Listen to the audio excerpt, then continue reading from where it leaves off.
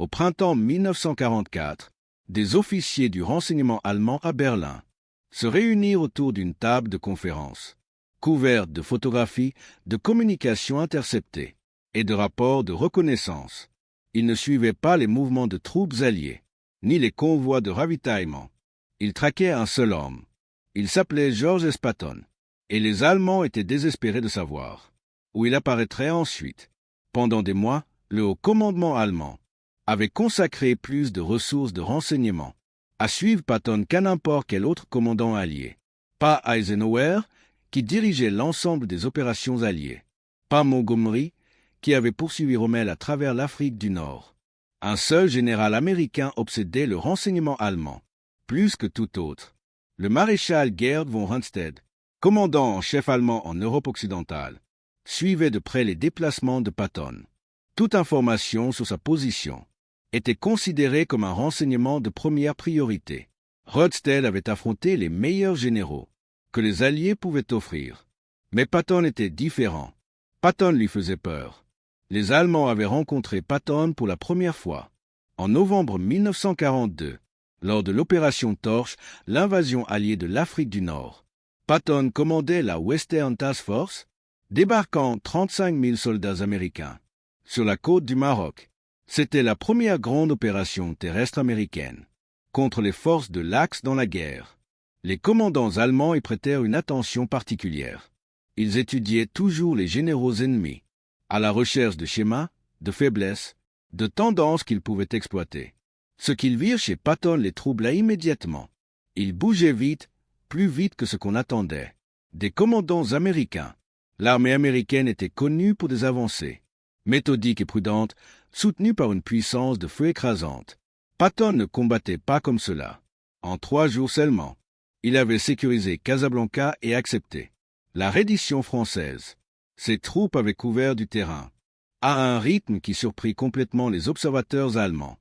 Le maréchal Albert Kesselring, qui commandait les forces allemandes en Méditerranée, demanda des renseignements détaillés sur ce général américain. Qui était-il? Quel était son parcours? Comment pensait-il? Les rapports revinrent avec des informations qui rendirent les commandants allemands profondément mal à l'aise. Patton avait passé toute sa carrière à étudier les tactiques militaires allemandes. Il lisait la théorie militaire allemande dans la langue originale. Il avait visité les champs de bataille français de la Première Guerre mondiale et parcouru le terrain où les armées allemandes avaient failli percer. Il comprenait la pensée opérationnelle allemande mieux que la plupart des officiers allemands. En février 1943, les forces allemandes sous le commandement de Rommel lancèrent une offensive au col de Kasserine en Tunisie. L'attaque brisa les lignes américaines et mit en déroute des troupes américaines inexpérimentées. Ce fut la pire défaite que les forces américaines subiraient pendant toute la guerre. Les Allemands observèrent avec intérêt la réaction des Américains. Allaient-ils reculer, remplacer leur commandant, perdre complètement leur sang-froid? La réponse arriva début mars. George Patton prit le commandement du 2e corps, la force américaine brisée qui s'était effondrée à Kasserine. Ce qui se passa ensuite stupéfia les officiers du renseignement allemand, qui surveillaient le front. En 2 semaines seulement, Patton avait transformé le 2e corps. Les mêmes soldats qui avaient fui en panique étaient maintenant à l'attaque. La discipline était restaurée. Le moral était reconstruit. Des unités qui étaient devenues inefficaces au combat étaient soudainement agressives. Les reconnaissances allemandes rapportèrent. Des patrouilles américaines sont dans leurs lignes, avec une férocité nouvelle qu'ils n'avaient jamais vue. Rommel lui-même le remarqua. Dans son journal, il écrivit que les forces américaines étaient soudainement devenues bien plus dangereuses. Le changement était trop rapide pour s'expliquer par des renforts ou du nouveau matériel. Quelque chose d'autre s'était produit. Quelqu'un de nouveau avait pris le commandement. Juillet 1943, les Alliés envahirent la Sicile, tremplin vers l'Italie continentale. Le plan prévoyait que la 8e armée britannique de Montgomery prenne l'initiative en remontant la côte vers Messine, tandis que la 7e armée de Patton protégeait son flanc. Patton avait d'autres idées. Il lança ses forces à travers la moitié ouest de la Sicile, à un rythme qui étonna tout le monde, y compris ses propres commandants. Ses troupes couvrirent plus de terrain en moins de temps que n'importe quelle force alliée n'avait réussi pendant toute la guerre jusqu'alors. Les forces allemandes qui tentaient d'évacuer par le détroit de Messine se retrouvèrent dans une course qu'elles n'avaient pas anticipée. Patton poussait si fort que leur route d'évasion était menacée. Des unités qui pensaient avoir des jours pour se retirer n'en avaient plus que quelques heures. L'évacuation devint chaotique, les commandants allemands essayant désespérément de faire sortir leurs hommes avant que Patton ne les coupe. Quand Patton atteignit Messine, il y arriva avant Montgomery, bien qu'il soit parti de plus loin. Il avait couvert 200 miles en 39 jours, en combattant tout le long du chemin. Les rapports allemands d'après-campagne décrivaient la campagne avec un mélange d'admiration professionnelle et d'une véritable alarme. Un officier allemand écrivit que Patton combattait comme un commandant de Panzer, pas comme un général d'infanterie américain. Il prenait des risques que la doctrine américaine n'autorisait pas. Il exploitait les faiblesses avant que les défenseurs puissent réagir. Il pensait comme un Allemand. C'est précisément ce qui les effrayait. Août 1943. Au sommet de son succès, Patton visita 2 hôpitaux d'évacuation en Sicile. Ce qui s'y passa manqua de détruire sa carrière et offrit aux Allemands un cadeau inattendu.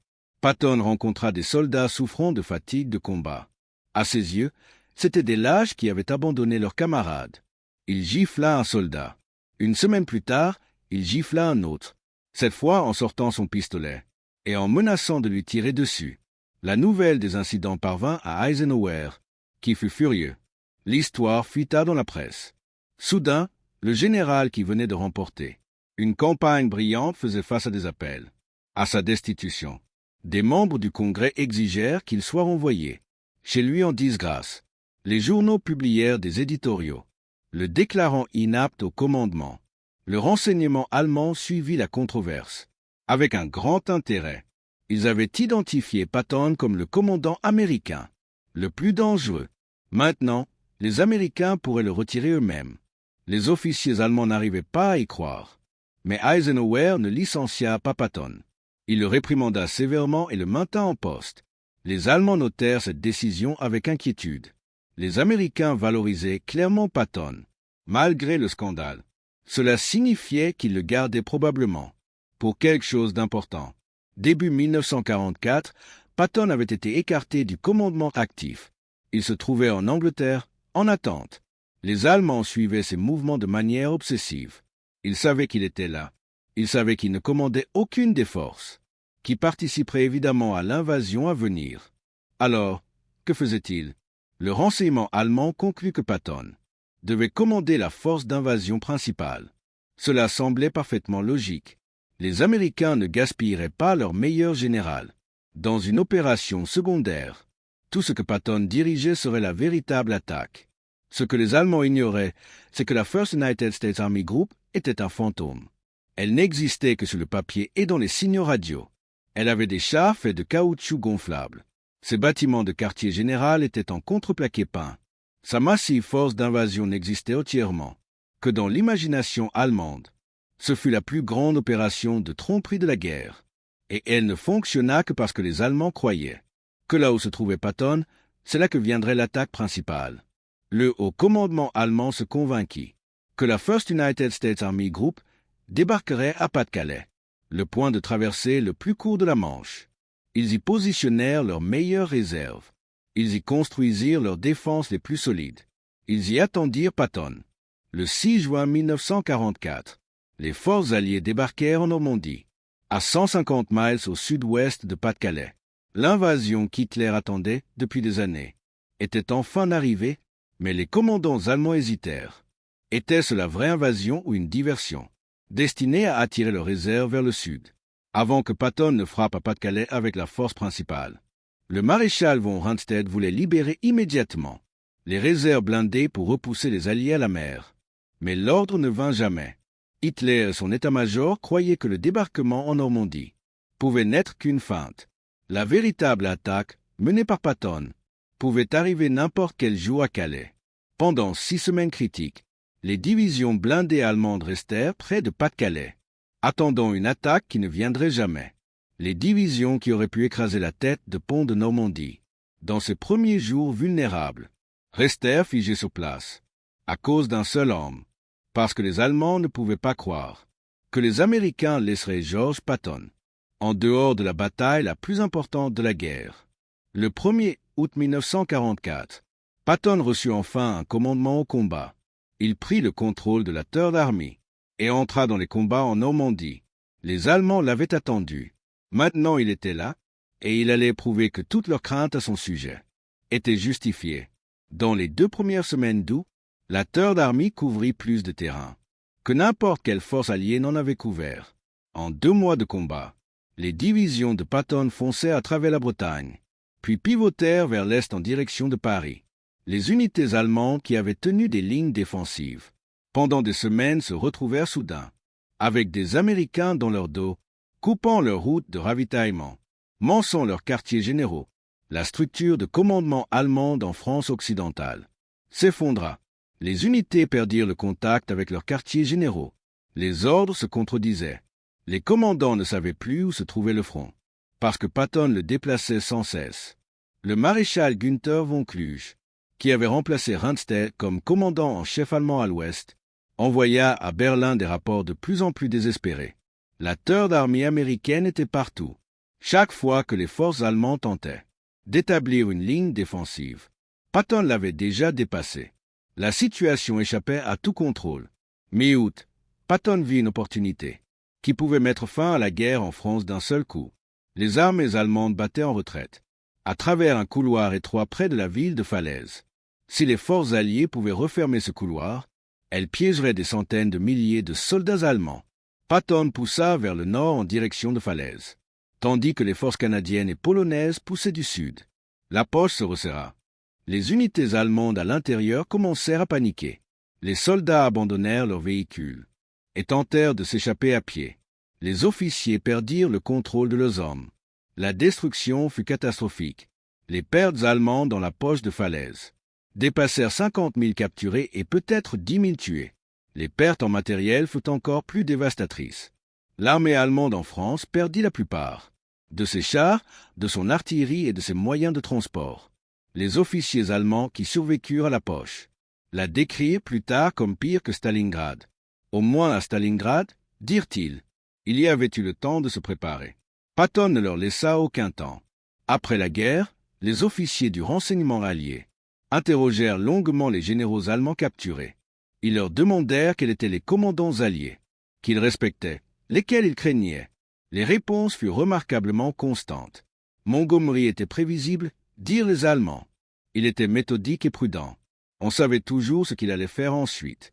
Cela le rendait plus facile à combattre. Bradley était compétent, mais prudent. Il ne prenait pas de risques. Les commandants allemands pouvaient anticiper ses mouvements et préparer leur défense en conséquence. Mais Patton était différent. Les généraux allemands employèrent des mots comme imprévisible, agressif et dangereux. Le maréchal von Rundstedt déclara que Patton était le général allié qu'il craignait le plus. Le général Fritz Bayerlein, qui commandait la Panzer-Lehr Division, dit que Patton était le seul commandant allié qui avait les instincts d'un chef de panzer allemand. Les Allemands respectaient Rommel parce qu'il était audacieux et peu conventionnel. Ils retrouvèrent ces mêmes qualités chez Patton. Il ne combattait pas selon le manuel. Il prenait des décisions plus vite que ses adversaires ne pouvaient réagir. Il comprenait que la guerre reposait sur la vitesse, le choc et la violence, et non sur une planification minutieuse et une puissance de feu écrasante. Rundstedt le dit simplement. Patton était l'homme le plus dangereux qu'ils aient affronté. Décembre 1944. L'Allemagne lança sa dernière grande offensive de la guerre. Une attaque massive à travers la forêt des Ardennes, qui surprit totalement les commandants alliés. En quelques jours, les forces américaines étaient en retraite. La 101e division aéroportée était encerclée à Bastogne. La situation était désespérée. Eisenhower convoqua une réunion d'urgence à Verdun. Il demanda à ses commandants en combien de temps ils pouvaient contre-attaquer. La plupart des généraux parlèrent de semaines de préparation. Déplacer des armées était compliqué. Il fallait du temps. Patton dit 48 heures. Ils pouvaient attaquer en 2 jours avec 3 divisions. Les autres généraux pensèrent qu'ils fanfaronnaient. C'était impossible. On ne pouvait pas faire pivoter une armée de 90 degrés et attaquer sur un axe complètement différent en 48 heures. La logistique seule prendrait des semaines. Mais Patton avait déjà préparé le coup. Son officier de renseignement Oskar Koch, avait prédit l'attaque allemande, alors que tout le monde rejetait cette possibilité. Patton avait discrètement élaboré des plans de contingence. Quand l'attaque arriva, il était prêt. Patton passa un seul coup de téléphone. En quelques heures, la Third Army commença son pivot vers le nord. Plus de 250 000 hommes, des dizaines de milliers de véhicules, dans des conditions hivernales, sur des routes verglacées. En 48 heures, les Allemands n'en revenaient pas. Ils s'attendaient à des semaines, avant toute contre-attaque sérieuse. Au lieu de cela, Patton frappait déjà leur flanc sud. Le soulagement de Bastogne arriva le 26 décembre. L'offensive, qui était censée diviser les armées alliées, fut stoppée. Après la guerre, on demanda aux généraux allemands ce qui avait mal tourné lors de la bataille des Ardennes. Beaucoup donnèrent la même réponse. Ils ne s'attendaient pas à ce que Patton réagisse aussi vite. Ils pensaient avoir plus de temps. Ils n'avaient jamais appris. Du premier jour où ils l'avaient rencontré en Afrique du Nord, jusqu'au dernier jour de la guerre, les Allemands avaient sous-estimé la vitesse de Patton. Et à chaque fois, ils l'avaient payé cher. Alors pourquoi les généraux allemands craignaient-ils Patton plus que tout autre commandant allié? Parce qu'ils pensaient comme eux. La doctrine militaire allemande mettait l'accent sur la vitesse, l'agression et l'exploitation des faiblesses ennemies. La Blitzkrieg qui avait conquis la Pologne, la France, et failli conquérir la Russie, était fondée sur ce principe. Les commandants allemands comprenaient instinctivement ce type de guerre. Patton le comprenait aussi. Il avait étudié les tactiques allemandes pendant des décennies. Il avait intériorisé leur philosophie de la guerre. Quand il commandait une armée, il combattait comme les généraux allemands auraient souhaité pouvoir combattre. Mais il y avait autre chose. Les commandants allemands pouvaient prévoir ce que feraient la plupart des généraux alliés. Ils connaissaient les systèmes militaires américains et britanniques. Ils comprenaient la doctrine, la prudence, la dépendance à une puissance de feu écrasante avant d'avancer. Patton ne suivait pas les règles. Il attaquait quand la doctrine disait de défendre. Il avançait quand la logistique disait de s'arrêter. Il prenait des risques que ses supérieurs considéraient comme téméraires et que ses ennemis considéraient comme terrifiants. Les Allemands ne savaient jamais ce que Patton allait faire ensuite. Ils savaient seulement que ce serait rapide, ce serait violent, et cela leur coûterait cher. Le maréchal von Rundstedt, l'homme qui avait commandé les forces allemandes le jour J, qui avait affronté les meilleurs généraux que les Alliés pouvaient offrir, le résuma après la guerre. Patton était le maître suprême de la guerre mobile. Il était un brillant praticien des tactiques offensives, et il était le général allié que les Allemands craignaient le plus. Des déserts d'Afrique du Nord aux forêts des Ardennes, Georges Patton gagna ses craintes, bataille après bataille, victoire impossible après victoire impossible, jusqu'à ce que les généraux allemands, qui avaient conquis l'Europe, apprennent ce que cela faisait, d'affronter un commandant qui combattait exactement comme eux, seulement en mieux.